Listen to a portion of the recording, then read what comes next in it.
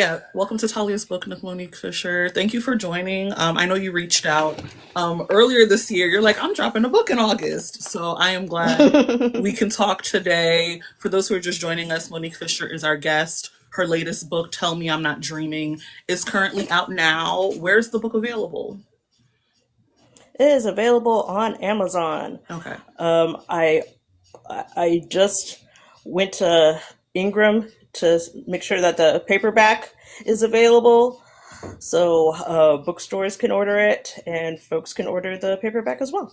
All right. I haven't Wonderful. gotten it sent to me yet, but that's always something I look forward to. It's always really, really exciting to hold it in my hands. Okay. How has it been since Friday? Overwhelming. How It's been so? overwhelming, but in the best way. Just like telling myself, don't look at reviews. That's not your reviews are not for you. Reviews are not for you. Do not go look at reviews. I don't care how curious you are. Don't go looking. What about Audible? It's not available on Audible. I am a self-published indie author, and audiobooks are expensive. So I am. It's gonna be a minute before I have audiobooks available. But I do definitely want to do that. And I'm a theater nerd. I majored in theater when I was in college and I directed plays. So that's definitely something I want to do. I want to, I guess, direct my audiobooks when the time comes. I have very, very lofty ideas, but no money. So, No, I've talked to enough authors. Audiobooks are expensive. So I understand how indie authors, that it's just not in the budget just yet. And then sometimes, that book could come on audio later down the line. But yeah, totally get it. And for those of you who have questions, save your questions for the end, but we're talking to Monique Fisher. The title of the book is Tell Me I'm Not Dreaming, and it is currently available on Amazon. So you could order physical copies and you could read on Kindle. Right. exactly. All right. So yeah. So I want to start the way I start every interview. I want to do a rapid fire. I'm going to name off some Okay. questions, some prompts, and I want you to answer the first thing that comes to mind. Are you ready? Okay. All I'm ready. right. What is your most popular book? Hot for teacher. Okay. Why do you think it's the most popular? It's the one I get the most comments about. Usually when people DM me, they're like, I just finished this and I really loved it. I love Latrice. I love Nathan. They were so cute together, blah, blah, blah. So I love that. And I think it has the most ratings and I think it sells the best. Whenever I check KDP just to see how the books are doing, I notice that it's usually the one whenever a book gets sold, it's usually that one. Okay. Almost Okay. always that one. The last book you DNF'd, what was the reason? I wanted to finish it later. Okay. Okay, I that's saw. okay, that's totally understandable. Which one of your heroines do you see yourself the most in? That's a good question. I mean, of the new book, Suchi. Okay, and how about your catalog overall? Catalog overall, I don't know. I see a little bit of myself in all of them, but I guess Jamila kind of comes to mind because she has like an artsy background. She's an aspiring actress and a cabaret dancer, and like I said, I studied theater and I was a playwright and a director. So pretty much like the artsy people. Okay. And Jamila is I, from She a Baddie, right? take care. Take Care. Okay. Okay. Um what is your most underrated book in your catalog? Take care. As a matter of Why do you fact, think it's so underrated? I have no idea because it's the highest rated. It's the highest rated, but it's the lowest selling. I make it make sense. I don't know Okay. what's going on. Who are your author besties? Off the top of my head, Olive Winter and Mia Heiselman. Um, Also, Lucy Eden is definitely that girl because I know that they're the ones who, if I text them, like I was texting Mia just yesterday, I wanted to do a promo marketing thing, and I'm like, would I be able to use the images from Golden Girls and stuff, or is that like would I get in trouble for that? I'm not trying to get sued. And she said, I think you can use it if it's Getty Images, but then there's stipulations about that. So I'm literally going back and forth with her. And I ultimately ended up doing something without the imagery and only using the images from my thing, because rather be safe than sorry. But yeah, they're the people who I know if I DM or text them, they will respond. Okay, okay. How long did it take to write Tell Me I'm Not Dreaming? About a year. It Okay. takes me usually a few months to a year to write a book. It usually takes me about a year to write a novel, and the novellas usually take about a few months. But yeah, I got started on it like almost immediately after Spend My Life with You came out. And that Okay. came out in And that came out December. in December. Hmm. Okay. And so I already had the idea. I call myself a plantser because I pants, but I also plan. I don't plan like in a spreadsheet or longhand. People who do that have my utmost respect because I'm that person who will buy a notebook because it's pretty, but I never really. I I'm the collect them. I same. never Yeah, really. I buy notebooks for vibes. I don't buy it for like actual I don't buy it for actual like usage. It's totally vibes. If I think it's cute, I'm the same way. I'm totally the Yeah, same way. yeah. Which Well, because sorry, no, no, go sorry. Go ahead. ahead. I was just saying that because I'm a planter, I usually just kind of like I plan everything up here, and then I just sit down and then I just write it. Okay, okay. Which one of your MMCs do you think is the most misunderstood? You know what's funny? None of them are really misunderstood. I usually get responses like, "Oh my god, I love Nathan. Oh, Chris is so adorable. I want a guy like that." So I have yet to have gotten a. I guess the closest. No, not even him. He was a. Aaron was from my debut, Where There's Smoke, There's Fire, and he's a reformed rake. So you would think he would be the most misunderstood, but no. People are usually just like, "Oh my god, I loved Aaron." They actually love him more than they love Kara. Oh my god. Oh, that is funny. What's a trope you haven't written about that you would like to write about in the future? Only one bed. Okay. I don't write like tropes. I usually just like write the story and then figure out the tropes later. Okay. But if there was a trope where I'm like, I need to figure out what the story is, that way I can incorporate this trope, it's that one. Because Okay. so far, nothing that I've read calls for it. So I'm hoping that changes sometime soon. Okay. Um, if someone is new to you, which one of their books should they start with? I hope that you start with Take Care, since that's the one that doesn't get a lot of love. It's also the first book in my rom com universe. So hopefully you start with that one, but more than likely you're gonna start with Hot for Teacher, which is fine. It's the first book in the Richardson sibling trilogy. There's two books out: Hot for Teacher and Spend My Life with You. The third book, which does not have a title yet, is Nadia's, and that comes out next year. So yeah, if you want to start with the Richardsons, then that works for me. Just start wherever you like. Okay. If you weren't writing romance, what would you be writing? Probably comic books. I'm a Okay. big comic book nerd. Okay. Yeah, and we're gonna talk about So like your love of theater and comics in a little bit. But you survived the okay. rapid fire. You survived it. Oh, great. Um, tell me about your earliest memory with books.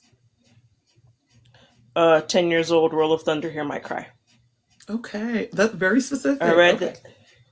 Yeah, I read that in fourth grade, and then in sixth grade, me and my friends were passing around forever. We all got in trouble for it. Well, we got in trouble at school, but at home, my mom was just like, "I'm not punishing you for reading a book." Why do you think you got in trouble in school? Like It's a book about teenage sex, and we were 11, and so they thought it was inappropriate that we were okay, reading it. okay, okay. And when did you get into reading romance? I guess forever is um, a good start.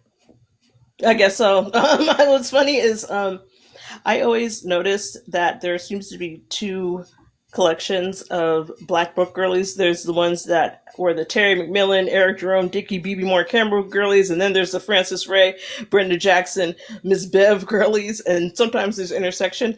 I was the Eric Jerome, Dickie, Terry McMillan, B.B. Moore Campbell. I was in that group. So and when did you start uh, reading those? I read Waiting to Excel when I was 12. Okay. It was my mom's book, and I said, "Can I read this?" And she said, "Sure." So and then into my teenage years, I got into Eric Jerome Dickey, and then in college, I got into more authors of that ilk. B.B. Moore Campbell. I remember reading the Comeback Choir. I can't remember the entire. I think it's Singing in the Comeback Choir, Mhm. and I remember reading.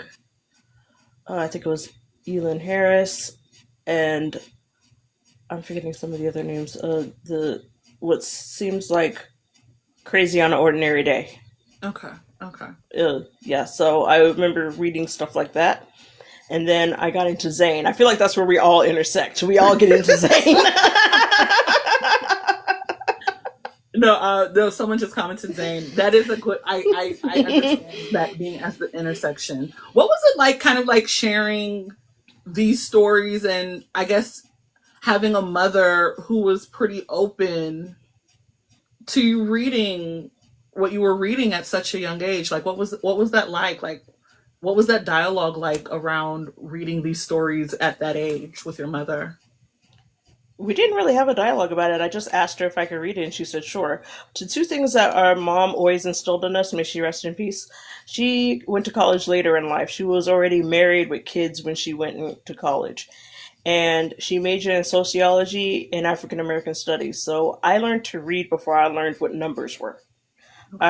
She had us listening to Hooked on Phonics records. She read to us. So by the time I was in kindergarten, I already knew how to read.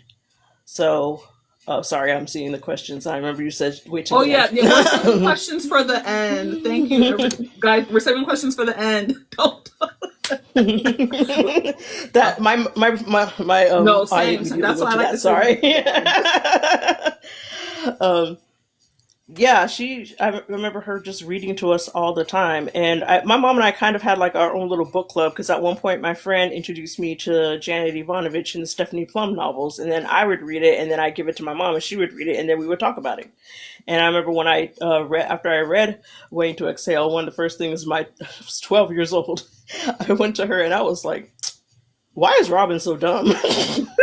Why does she keep going back to Russell? At 12 years old, you're like, why is Robin so dumb? Okay. And then my mom started laughing. She was like, I was like, she said they all need help in their own way. But yeah, I definitely enjoyed that. I remember I got Disappearing Acts and I read it and then I gave it to her. And she was like, don't you ever get with a man like that. Oh my goodness. This is great. This is great that, like, and I think for a lot of us who were reading what we were reading at our ages, like, we obviously kind of got them from our mother. Like who else was going to bring these books into the house? But the fact that you were able to be so candid with her about that, about your reading is great.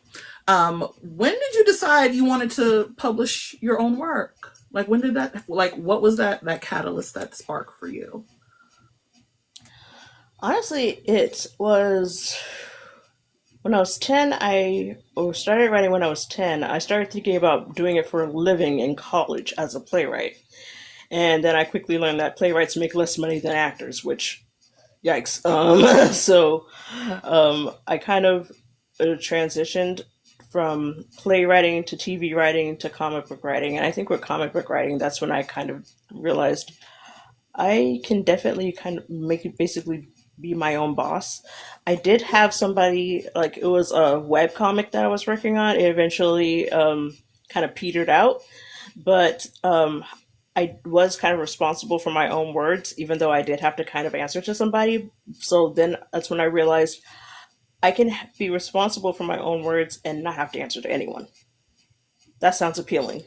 So I was reading Jasmine Guillory, and then I started reading Farah Rashan, and then I started reading all these other romance novels and indie authors, and I thought, why haven't I tried that? I'm a hopeless romantic. Why haven't, like, the comic that I wrote, the graphic novel that I wrote was like a crime or romance, and he was a drug dealer. She was a madam, and they killed people, and they had each other's back, and they loved each other.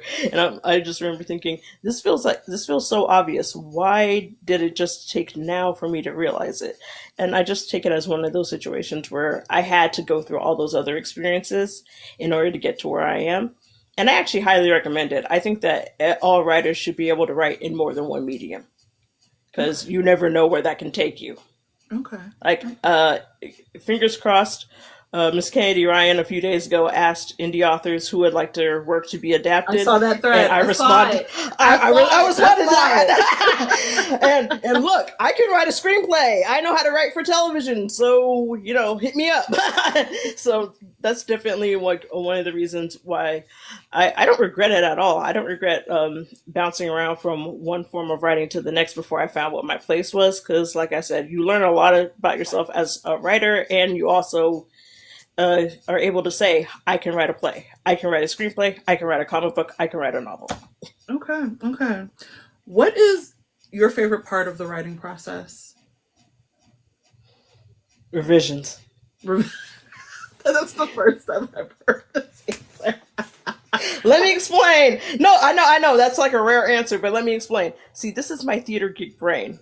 Allow me to let you take a trip. My theater geek brain says revisions are rehearsals, and rehearsals are always my favorite part. So revisions are rehearsals. Arcs are preview.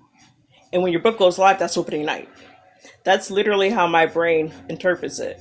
I don't know how to explain it, but the best way that I can say is that you use the same muscles, you use the same energy when writing and releasing a book as you do when you're directing a show. Okay. I don't know why, but my brain it just goes there. And so rehearsals were always my favorite part of the process, because you learn so much. You learn so much about the characters. You learn so much about their motivations, what they want. And it's the same thing in revisions. You learn even more about, you thought that you knew everything there was to know about this character, but then in revisions you discovered something else. So I love that part. Okay. Yeah, first time hearing this answer. What would you say are the pros and cons of being an indie author? Cons, lack of money. Okay. Is that the one con for you? Like it's like the only con for you? For me, yeah. For me, that's the one con. The pro is, of course, I get to do what I want. Okay. And I'm a control freak. So I definitely, I was listening, in preparing for tonight, I was listening to your interview with Taj, and when she said 93 titles, they went through 93 titles before they got to Savvy. And I was just like, no, this is the title.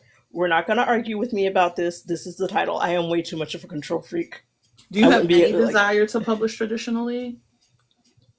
Not at the moment, because I really just like being able to have final say, have the first say and the final say. Maybe I'll change my mind.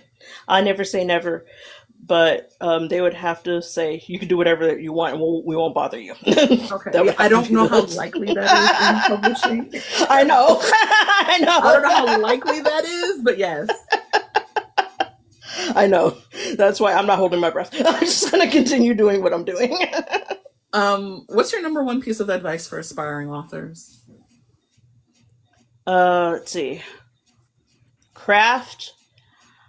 Like I said, learn how to write everything.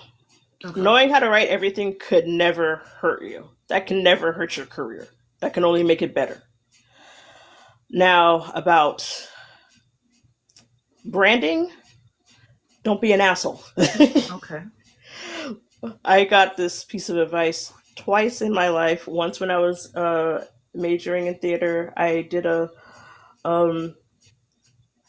thing called ACTF, American College Theater Festival, and an actor was holding a seminar, and me and my friend had time to kill, so we went to go see it, and he asked, what's the most important aspect of making it in this business? And make no mistake, this is the entertainment business. We are doing a form of entertainment.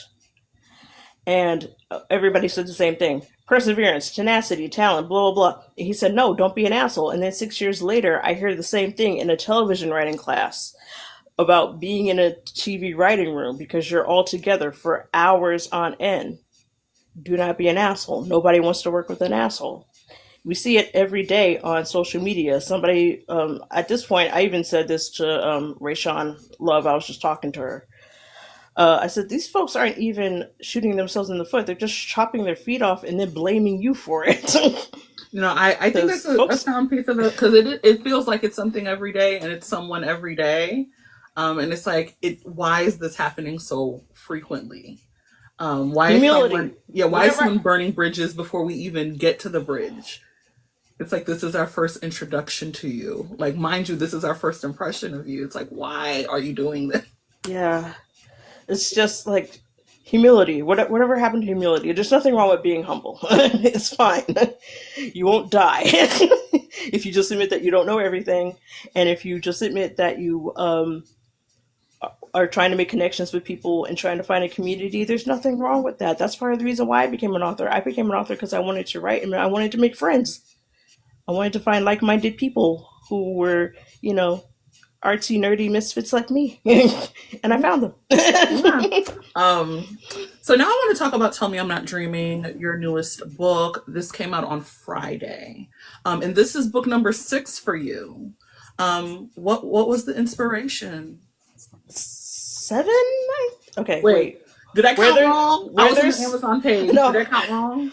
Oh, yeah, it is 7 because this Christmas is not on Amazon. It's free. It's free permanently through BookFunnel. So, okay. But it is. Okay. It's my 6th book on Amazon, 7th book total. 7th book overall. Before we talk about your inspiration, can you share with our audience tonight, just briefly, what Tell Me I'm Not Dreaming is about? It's an anthology, so it's definitely not, I think, what most of us is reading most of the time.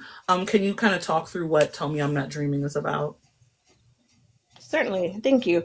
Tell Me I'm Not Dreaming is the story of Lyric, Aimee, Suchi, and Bridget. They're 4 best friends who've known each other since college. They're all in their 40s. They go on a girls' trip every year. This year's girls' trip is to New Orleans. They decide, this is going to be our year. We're going to, it's a New Year's trip, a New Year's girls' trip. And they decide they're going to try new experiences. So the psychic shop gets their attention. They decide, let's see what the new year has in store for us. So they go in, they have a tarot reading, and she spreads out the cards, and they each pick 2. And each and every single one of them in their 2 cards got the 2 of Cups. At least one of their cards was the 2 of Cups. And that represents love. And shout out to my girl, Lisa Kessler, who sensitivity read, because she knows all things tarot, and I don't know diddly squat. And so she helped tremendously with that. So yeah, they all get the love card, and the psychic tells them, love is coming for you. You can accept it or you can run. And at first they're like, okay, you're right. They think they got swindled. And, but then, stuff starts to happen, and each woman gets her own story. So it's basically 4 romances for the price of 1.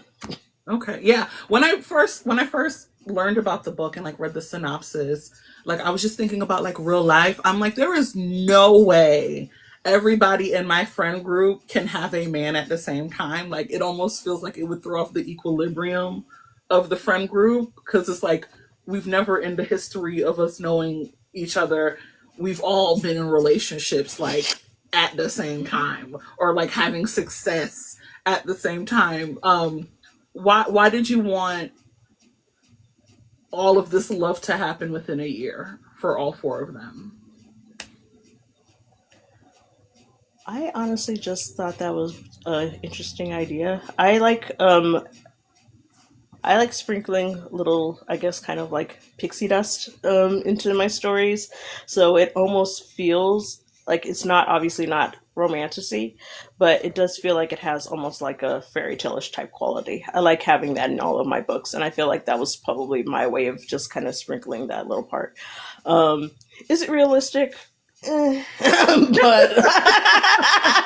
well, that's all I'm like, there's no way. I'm like, this is cute for the book, but I couldn't. it would literally. I don't even think. I don't even think the world would be out of balance if all of my friends, if we were in relationships at the same time. Like this is not. This is not. This is not balanced. But yeah, I get it. I get it. It also came from some of the inspo, which I don't know if that's the question that we're going into, but I guess that's a good segue. A bit of the inspo was for the ladies. They were my idea of what happens when you take the ladies from Golden Girls and the ladies from Girlfriends. So Lyric is Dorothy meets Tony. Amy is Lynn meets Blanche. Suchi is Joan meets Rose, and Bridget is Maya meets Sophia. And the men are basically like the men. They're Kyle and Overton. They're William. They're the guy in the group. So along with being the love interest, they also serve as the guys in the group as well. Because I wanted to make sure that I integrated all of them into like this one big friend group. So it went from being a friend group of 4 to a friend group of 8. And that's the reason why I added that little last bit in the epilogue. I wanted to show they went from basically being Golden Girls, girlfriends, to basically being living single in a sense. Because now they have all these guys in their group now. Okay. Okay. So you talk about like the TV kind of inspo for these characters. How much does this friend group parallel your real life friend group? Not at all. Here's the thing. I have friends, but we all live in different states. So like everybody lives either in the South or on the East Coast. So that's one of the reasons why I do the Sunday group. I host a Sunday group of romance and erotica authors who we meet every Sunday at 11 a.m. On West Coast time because I'm out here in LA. And we just talk. We talk about what are we reading, what are we writing, what new recipes have we found, what TV show are we watching, what movie are we watching. We just sit and talk and decompress. I made it Sundays. That way it would be like a nice way to start off the week. You start off the week with familiar faces, people you know, people that you're friends with. I'm actually I'm an introvert, so this is actually clap for me. I'm working on, I see your videos whenever you're going to a different place, and I'm just like, how did she do that?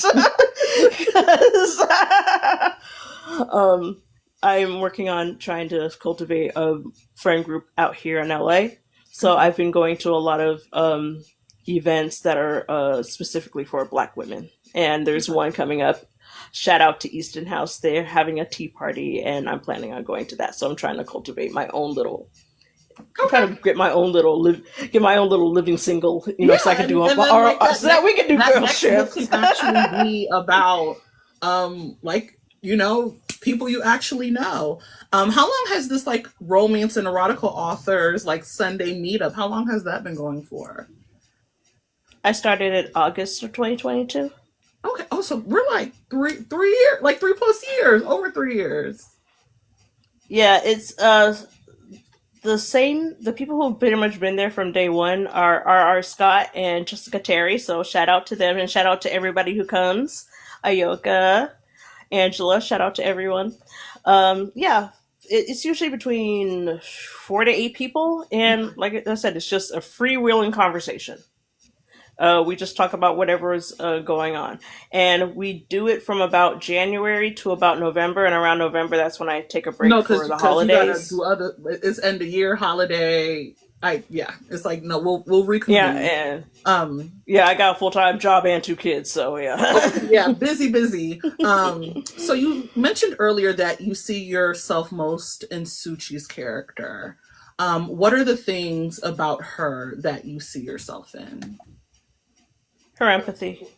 Okay. She has a very big heart, and I like to think that I have a big heart too. Okay. I try to be as kind to people as they'll allow. I try to go out of my way to look after folks. It's always just been in my nature whenever I see somebody, even if it's somebody I don't know, to check in with folks. That's just, I don't know if it's because I'm a Cancer, I don't know what it is, but I just kind of have that instinct to always check in with people, and that's Suchi. to a T. She is the Lyric describes her as the soft-hearted love bug of the group, and that's her. Yeah, I definitely And saw that. Yeah.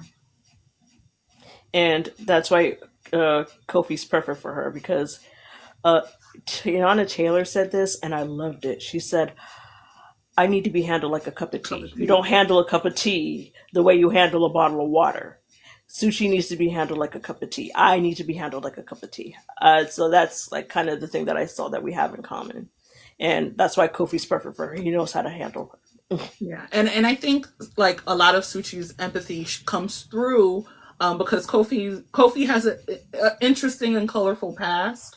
We're not going to spoil it for the people, Yes. but like, he has a past that not a lot of women could see past, right?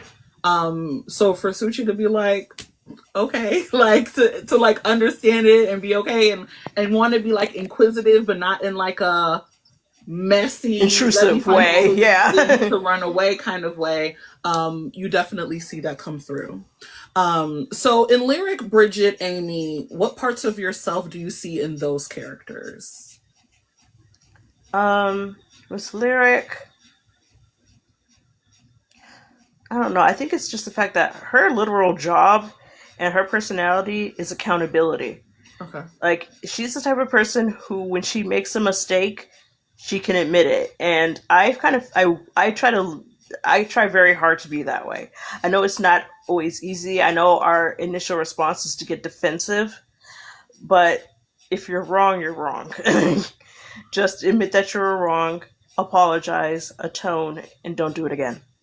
So for her, she's big on accountability, and I try to be as accountable for myself as I possibly can, because who else is going to be accountable for me? So that's definitely Lyric's part. Aimee is a lot braver than me, but her,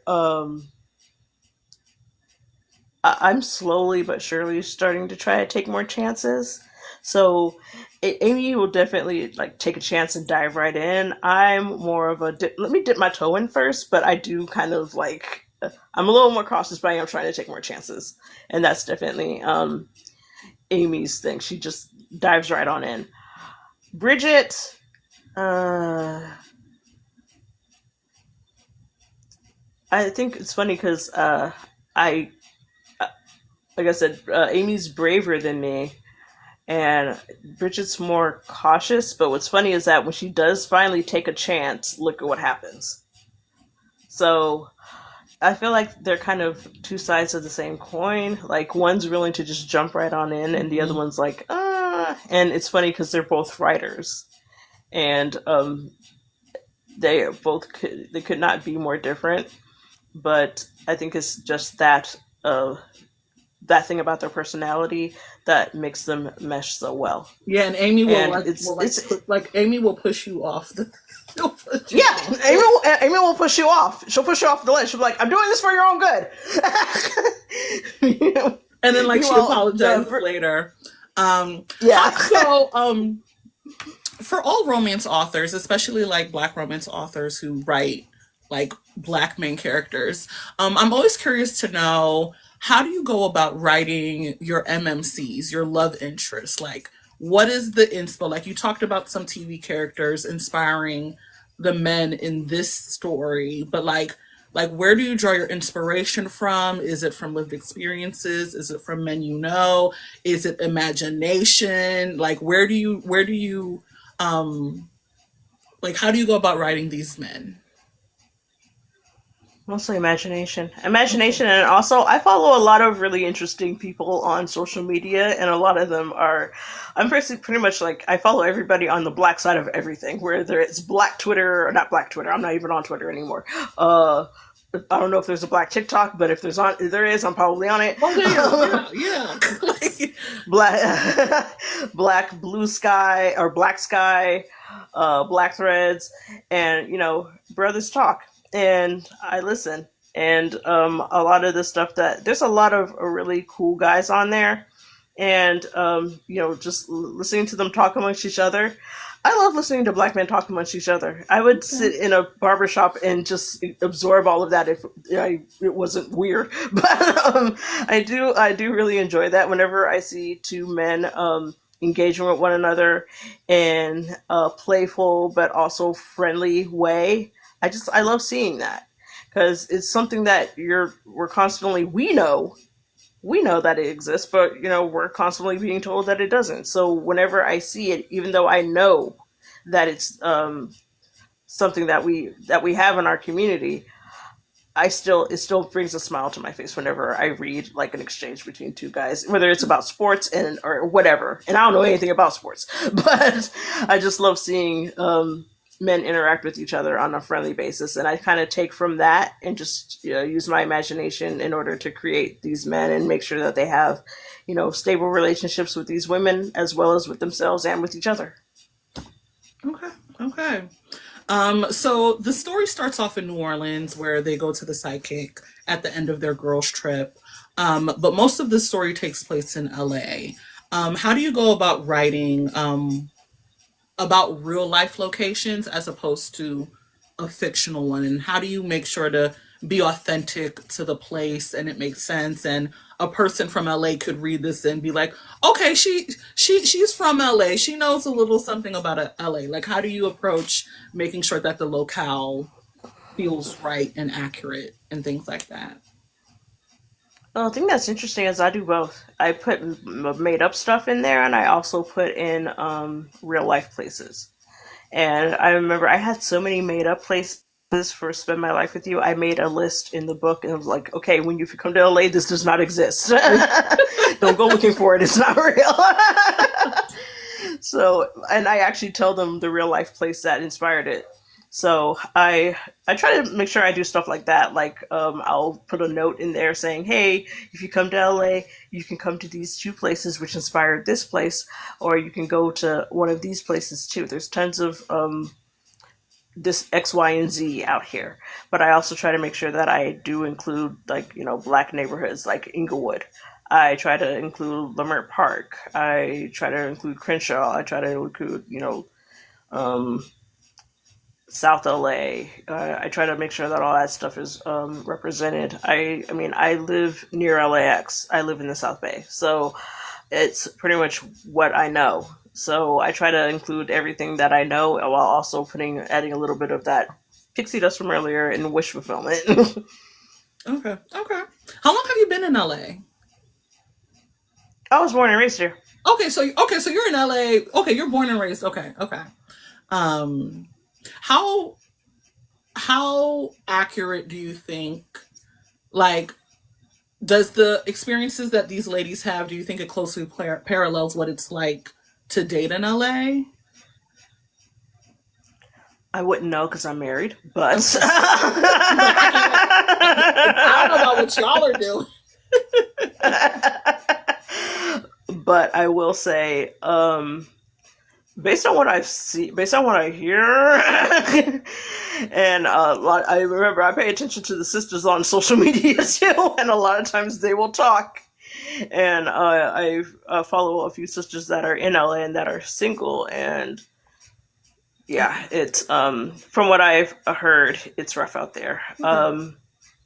I wish everybody to find true love. I don't know what to say, but yeah, I've heard that it's pretty rough. Okay. Okay. Um, so this follows this friend group of four, which turns into eight. What did you want to communicate about friendship? And tell me I'm not dreaming.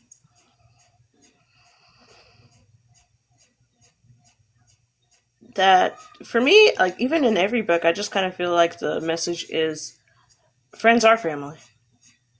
You know, if y'all are tight enough, and even if you do already have a family, because if you look at all four of these women, particularly Lyric, they have relationships with their family, so it's not a matter of a found family situation. Um, but not that there's anything wrong with that, because I read found family and I write it too. But I wanted to actually just show a group of women who have relatively good relationships with their family, but they somehow found each other and then just kind of extended that family. So I think that was the message, the overall message that I was trying to convey, which is, friends are family as well, regardless to whatever your situation may be. They just become an extension of the people that you already are already in your life that you already love. Okay. And you do note this at the beginning of the book, but this is part of like a greater universe. Can you share for the readers, especially readers who are familiar with the catalog, what the connections are between this book, your previous catalog, and books that are to come? Because this is not in a bubble in your catalog. Like, can you kind of draw all those connections between this book and like previous and future books? Okay. Get your map out. It's funny because yeah, I know. It's I just told Rayshawn this. I literally said my brain is like one of those conspiracy theory maps where there's like threads and all this. It makes sense up here, so let me try to make it make sense out loud. Okay, so in Tell Me I'm Not Dreaming, like we said, 4 female main characters. Each of them get a story. In the first story, which is Lyric and Ranson, Ranson is Ranson Hamilton. If you read She a Baddie, you were introduced to his sister Michaela Hamilton. So that's that connection. In Suchi and Kofi's book, Kofi is a Richardson. He is a Richardson cousin. So if you read Hot for Teacher, if you read Spend My Life with You, and when you do read Nadia's book, which is coming out, Kofi is their cousin. Their dad and his dad are brothers. And as a matter of fact, the skating rink scene in Tell Me I'm Not Dreaming, this isn't really a spoiler, that very same scene happens in Spend My Life with You, but it happens from Thad's point of view. So then we see in Tell Me I'm Not Dreaming, we see that same exact scene, but from Suchi's point of view. So that's one of the biggest connections. We hear about Cordell Hamilton, because there actually are 8 Hamilton siblings, and I decided to give 3 brothers their own book. So Cordell and Braxton, fingers crossed. My goal is to release it on the same day sometime in November. I'm actually doing revisions right now on both books. This November. This November. Okay. Yeah, so there are, those are the connections that come off the top of my head. The Brown family, Big Head, Lyric's cousin, has a crush on Suchi's aunt. They get a book. And her 105-year-old great-grandma, who has affinity for moonshine, she makes an appearance in their book. And the other Brown relative, Suchi's uncle Tariq, he gets his own book too. And his book is part of another trilogy. Okay. So when you start writing, like, was this already predetermined, or as you continue to write, it's like, let me draw this connection, or did you always know like this would be the universe? It started off predetermined, and then all of a sudden the characters just started coming. Like, I was supposed to be working on the follow-up to She a Baddie, but I couldn't think of an idea. I now finally have an idea, and that's coming out next year too. But I couldn't think of an idea, but I had the idea of continuing. I had no intention of doing anything for the Hamiltons. That was just like, Michaela was just going to be a one-off person who got mentioned in She a Baddie.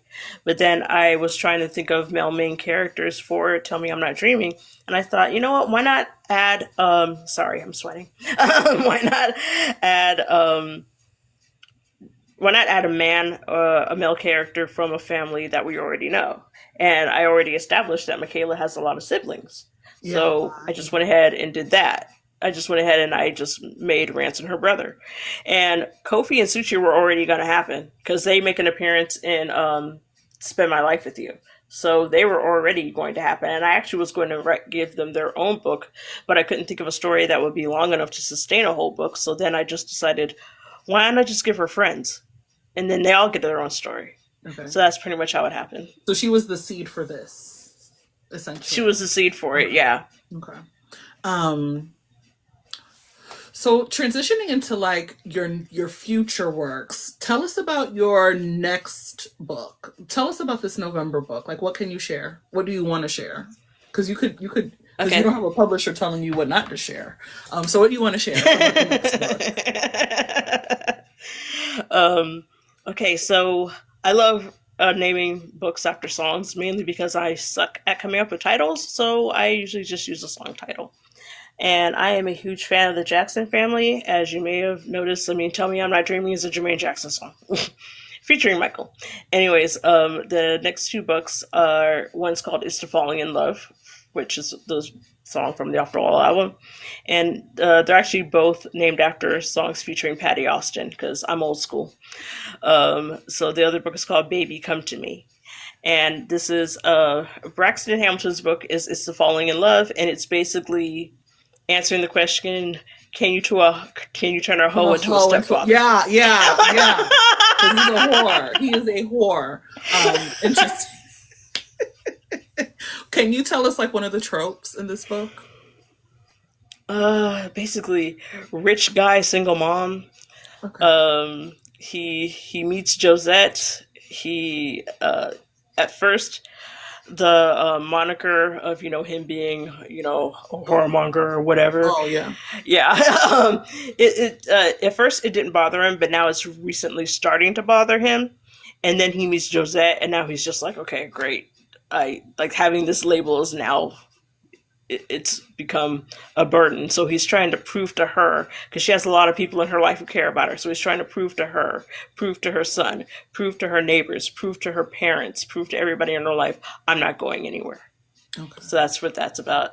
And Baby Come to Me is Cordell Hamilton's book. It features him as the male main character, and the female main character's name is Harlow. Okay. And Harlow gets left at the altar. That's how the book starts. And it's basically, I don't know why I'm in my revenge bag right now, but I gave Bridget revenge, and I'm giving Cordell revenge too. So Harlow's fiance, Sinke, was Cordell's high school bully. So Sinke leaves Harlow at the altar. And Cordell meets Harlow, likes Harlow, and things happen. And there may be a fist fight at the end of the book. Well. That's funny. I've never heard like former bully. Like I don't think I've read anything with that. What is the best way for readers to keep up with you online? I am on Threads at Monique Fisher Author, also IG, also here, and I'm on Blue Sky at M Fisher Author. And you could always join my newsletter. Go on my website, MoniqueFisherAuthor.com, and sign up for my newsletter. I have one coming out later this month. So, okay, what type of things do you share over there on the newsletter? You're the first. I get a lot of attention for my covers. You'll be the first people to see them. Okay. Also, when I didn't do arcs so much for this book. Fortunately, piracy is a real thing, and a lot of my books that I've given arcs out have been pirated. Oh, wow. So, but when I do decide to do arcs, I go to my subscribers first, and I usually pick anywhere between 5 to 10 people, and I send them a free book. So I'm going to try to start sharing, like little tidbits, little taste of the books. I'm very, very protective of that because I want to make sure that you don't see it until... piracy is out of control, like, for sure. Yeah. It's like I'm really protective of it, but I want to share a little bit more. So I want to start doing that too. So basically, first looks. If you join my newsletter, you get first looks. So the newsletter for snippets. And where can readers find you in real life over the next year? Like, where can they meet you, buy your books in person? Okay, I am going to Steamy-Lit at the end of October in Anaheim. Okay. And then I will be at BRBF in Atlanta in May. And then I will be at Raven's Spicy Reads in Chula Vista, which is near San Diego. Okay. And then I will be at One Love Reunion in New Orleans. And I am looking forward to that because I haven't been to New Orleans in over a decade. So Okay. So you're busy. Excited. You're busy. Mm-hmm. You're busy. Are you ready for Steamy-Lit? Because that's in less than 2 months. I need to get some more swag, and I need to order my books. But other than that, I'm okay. I'm good. Okay. And then I'll see you at BRBF. And One Love, I'm undecided about One Love. Yeah, I'm undecided. There's so many events, but BRBF for sure. Um, so we're gonna end with a this or that. I'm gonna name two things. You're gonna tell me which one you prefer. For those of you in the audience, you can start asking your questions now. So if you've previously asked a question and we haven't addressed it, you need to re-enter that, and we'll have Monique answer your questions, and then we'll let you get back to life because you still have, you're 3 hours behind, so like you could still like be productive. um, all right, so this or that, writing one book at a time or having multiple works in progress at once. Multiple works in progress. I don't know how to do that other thing. Okay. Fake dating or forced proximity. Oh, why you gonna do me like that? Come on. Oh my god. Okay, I've been writing a lot of fake dating lately, so I'm gonna go with forced proximity. Okay. Physical touch or words of affirmation. Words of affirmation. Okay. Second chance romance or insta love. Insta love. Okay. Fast paced or slow burn. Fast paced. Okay. He makes the first move or she makes the first move. I think either way, but I want him, if anything, if she falls first, I want him to fall harder. Okay. Okay.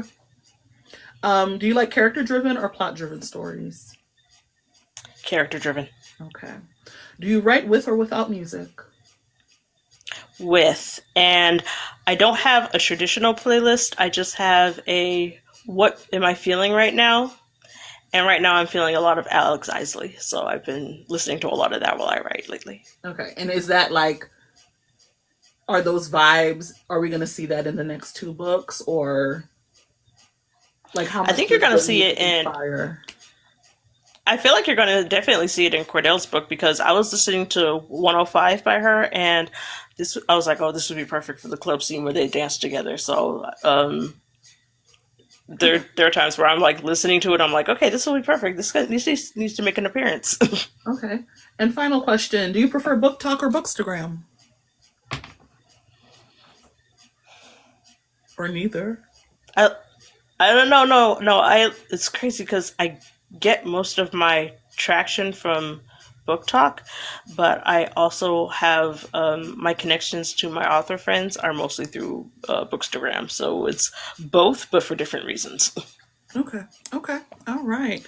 You survived the this or that. We're gonna go look at questions. Someone has a comic book question. Um, I I only know what Black Lightning. Okay, I'm gonna read. I'm just gonna read comic book to screen related. Black Lightning or Supercell. So I guess they've both been adapted. Like what at Cass, can you clarify this question? I did watch a little bit of Black Lightning until I couldn't keep up anymore, but like I don't know what Supercell is. Uh was Supercell the Brit? No, don't get me the line. Comic book to yeah, Cass, can you clarify this question? And for the question, how long you've been in LA? Monique Fisher is born and raised in LA, so I think we got that answered already. But Cass, can you clarify? What are your favorite comic books, though? I definitely do love superhero, and I remember the very first superhero comic that I ever read. I was 9 years old. It was 1989. It was Sensational She-Hulk by John Byrne, Okay. and it had comedy and action. She broke the fourth wall. She talked back to the readers, and it was hilarious, and I loved it. I'm more of a Marvel girly. I love DC. I love DC, but I am more of a Marvel girly, so I actually didn't really get into Black Lightning. I I think the last DC superhero show that I kind of watched, I watched a little bit of The Flash and a little bit of Green Arrow, but I didn't finish it. And um, I'm actually kind of more into the animation side of it, so I like watching DC animation. Like I love watching Batman the Animated Series, and even like some of the Marvel animation. I watched. That's how I got into X-Men. I got into X-Men mostly through the animated show. But yeah, I'm definitely a little bit more of a Marvel girly than a DC girly, but I do love them both. Okay. Have you watched Supercell? Because I think that was the question. Like, Black Lightning. I've heard or of it, but I Super haven't Cell. watched. Okay, and I think Super Cell got adapted for Netflix. Don't get me to lying. I don't know. I think I actually don't get to watch as much TV. Okay. I don't get to watch as much TV as I would like. I did get to see the new Superman movie and I loved it, but I don't get to watch as much TV as I like. But that is on, like, if there's a list of to be watched, like TBR but for TV, that's definitely on my list. Okay. Because I've heard about it. What's the last play you've seen since you're a theater geek? It's been a minute because the minute I started focusing on writing other things, I wasn't able to like focus on going to plays as much. I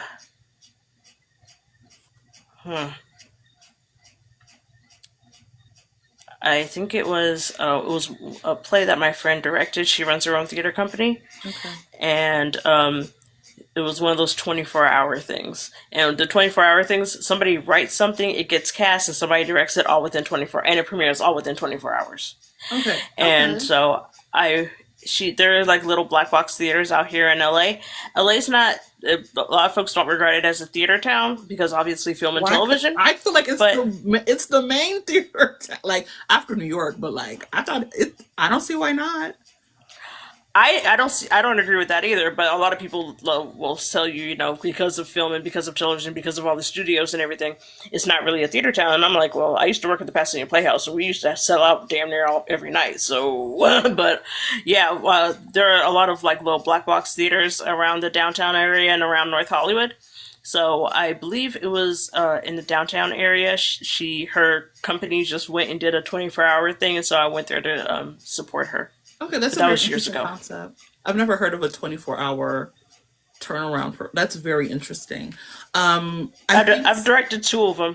It's a lot of work. And what is that? It's a lot of. Is it a lot of work? Because it's just one day, essentially. Like yeah, but you have to go through the lines. You got to do a table read. It's like all the stuff that you would take like weeks or months to do. You got to do in one day. So table read now, blocking now, costumes now, and you only have 24 hours to put all of that together, and then you arrive at the theater, and then the performance goes. So I've done it twice. It was a lot of fun, but it was definitely very stressful. Interesting. Someone asked about where they should start in your catalog, but it seems like you said they could start wherever they like.